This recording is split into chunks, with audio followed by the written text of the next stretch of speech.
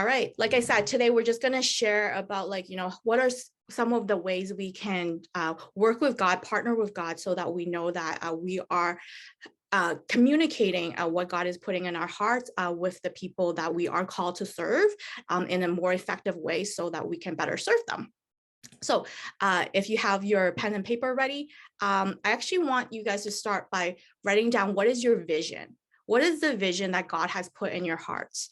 And just write down as simple or as in depth as you like right now, or draw whatever. I just want you to have a vision. What is it that God has put in your heart, and what purpose is it to serve for yourself and your family, for your neighborhood, and for that client, for those clients that he's calling you to?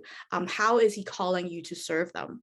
This part is really important because as with anything in life, there will always be obstacles. There will always be that bump in the road where you start asking yourself, okay, why am I doing this?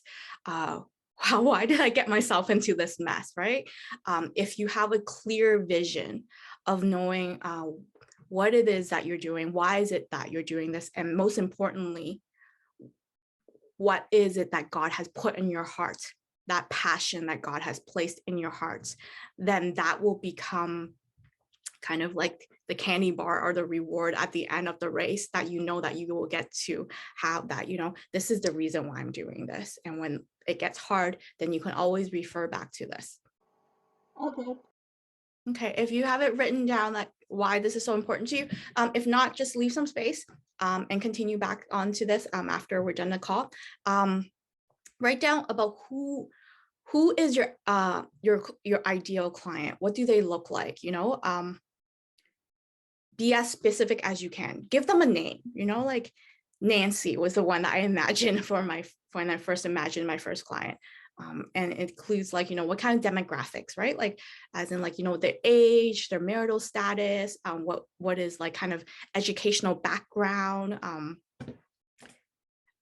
occupation, what kind of titles do they have, what kind of relationships statuses do they have, how many children do they have, do you own or do they rent their home? What is their income level? This is actually really important because you need to know the people that you're called to serve. Sometimes we get a little bit confused because there are people that you're called to serve and they need to pay you because that's what they understand as understand transaction and relationships to be about, that if they pay you, then they will respect the service that you're giving them, because that is their income level and that's the type of relationships that they're used to. And then there's people that will never be able to afford to pay you, and those are your passion projects, and they will never be your clients, but they will also be some of the people in your life because of your ministry that you potentially may want to serve. So it's really important to understand maybe there are a few ideal people that you want to serve, and you want to know how do they differ.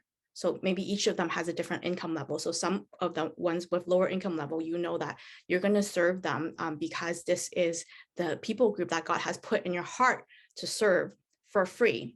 But how are you going to fund your free service to them is that there will be other people who have a higher income level and that they are more comfortable in not owing you that favor, and they actually want to pay you for your service.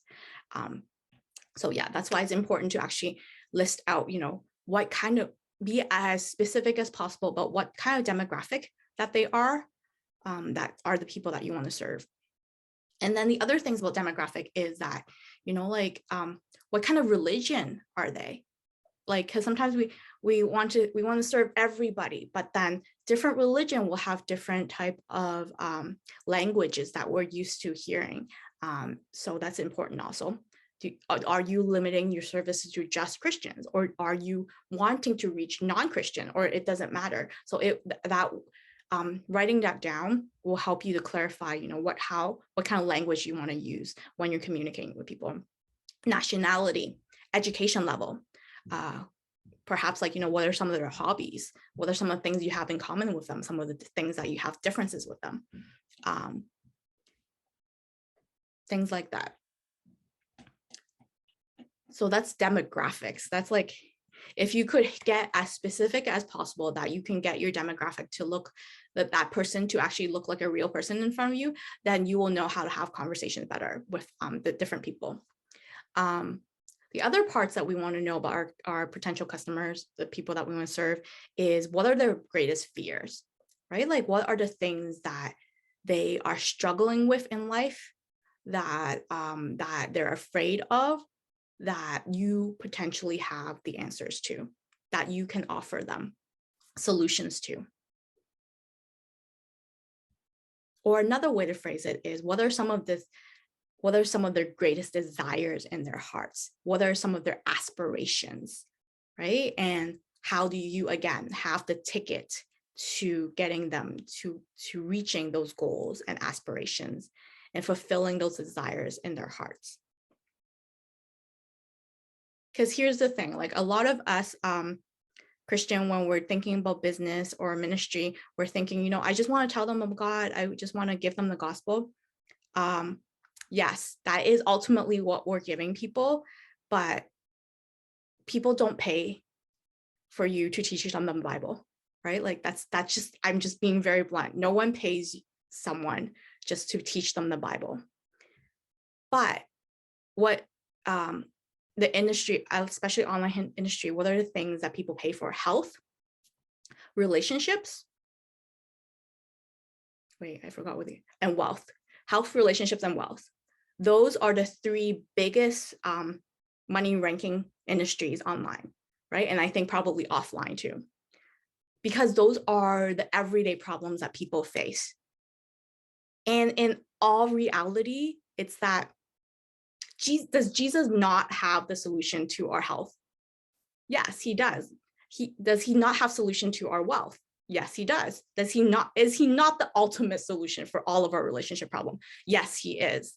But people don't think about that. So what you need, and so what we're doing in this whole process about listing out the fears and desires and struggles or aspirations of our ideal client is that we're putting them into human terms. What are the solutions that Jesus actually can provide answers to, but they never thought of asking Jesus for the solution and bridging that gap for them, right? It's not bait and switch, because it's bait and switch if you don't have the answer and you pretend you have the answer and you tell them I have the answer, but then you actually don't know what you're doing and you give them nothing and you give them fluff. That's bait and switch.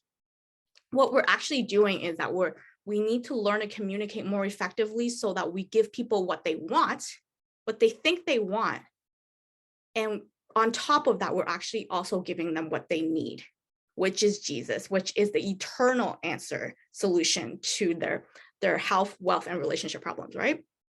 Because there are flimsy answers, flimsy pills out there that I'm sure even all of us, even really good Christian women out there, have tried, but like they are momentary fix. They're Band-Aid solutions to the deeper issues that only Jesus can fix, and he has fixed on the cross for us, right? So what we are actually, if you're able to make that bridge and gap for your own life, and you've confessed that and you've experienced that you actually made that, you've actually experienced that Jesus has been able to be the one that has brought you back to life in those areas, then now you hold the key to helping these other people that you are called to serve to likewise stop just looking for the momentary fixes, the Band-Aid solutions, and finding the eternal answer to their problems. But you need to go back to before you found your solutions and remember, so what did those challenges look like? And what did those fears look like? What did those desires look like without the whole Jesus Christian needs, right? Now that you have an idea about what all of that looks like, that your potential client would need, now write down what can you actually offer. Like, as in, what are you imagining it to look like? For example, like, is it like one-on-one coaching sessions, or like maybe like a group session, or like you have a book that you have written that you want them to to read. What is it that you are trying to offer them as a means to reach their desires and help them overcome that challenge that they're facing? So just brainstorm as many things as you would like to be a part of. Is it an online course that you want to teach? Like at one point I wanted to make like, devotional journals, or like journaling cards or whatever, or like greeting cards. Like it could be anything. Just write down your list. Like it doesn't mean that you're making a commitment to doing any of this. It's just, this is all just brainstorming session today. Okay, now I would like you guys to fill in the blanks for this sentence. So just write down my sentence first. So it's basically, I help or I empower da da da. So da da da is like the people group, like, so for my sentence was like, I empower Christian women to da da da. So what do you want to empower your people group to do?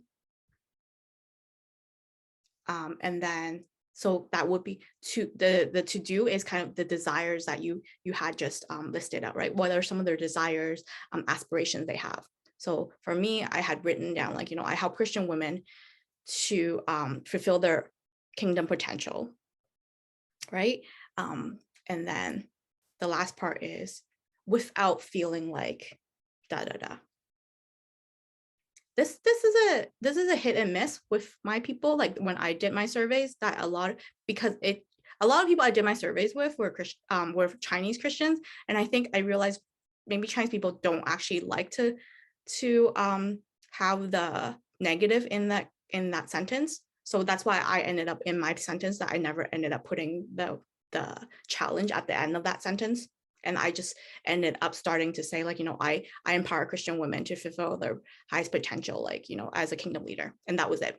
But a lot of the coaches that I follow online, and especially the coach that I enrolled in the program for, they highly talk about that you should write, I empower people group to desire, and put in the blank the desire without feeling. And that's the challenge. You end it with the challenge so that they know that that you will help them to get to where they want to be without the challenge or the pain point that they are struggling with. The purpose of us doing this is that now you have all of this material that you have written down. And when you meet people online, or even just, I started out with people that I trusted, friends. I call my first person I always call is my cousin. She's like my sister. So I call her and I'm like, I don't even care if you're the people group that I'm serving. You're just hearing me like practice saying this out loud for the first time, right? Because I'm just so scared to pick up the phone and just say this to people.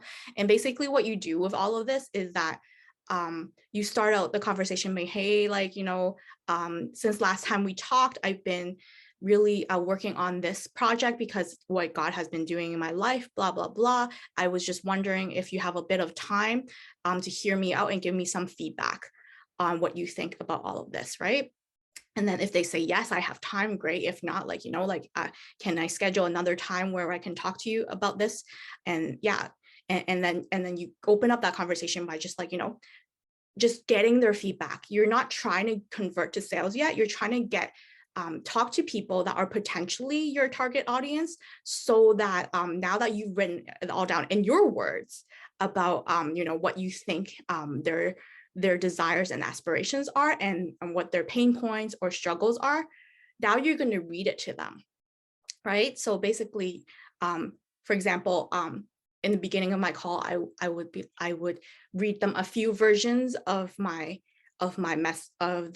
I help message. So like I read them like a few of them, like, one was like, I empower Christian women to like, reach their highest potential. Another was like to become a kingdom leader or whatever. And then like, as I read them like 3 to 5 different examples, I asked them to rate it from 1 to 10, and also give me feedback about which of the wording they liked, they didn't like, or what was their impression about it, right? And then I would get feedback about like, the whole kingdom leader thing was very scary. Like most women weren't raised to think that they're leaders, they're part of the leadership scheme of like God's kingdom. Like, so to them, it was just like, that totally did not resonate.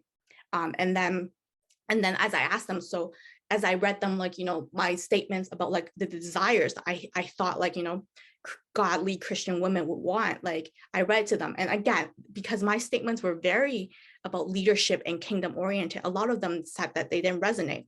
But then I asked them, so what are your desires as a godly Christian woman? They told me their wordings. To me, it was like, wait, it's the same thing, but it was very different because they didn't use such words that, such big words that were so daunting to them.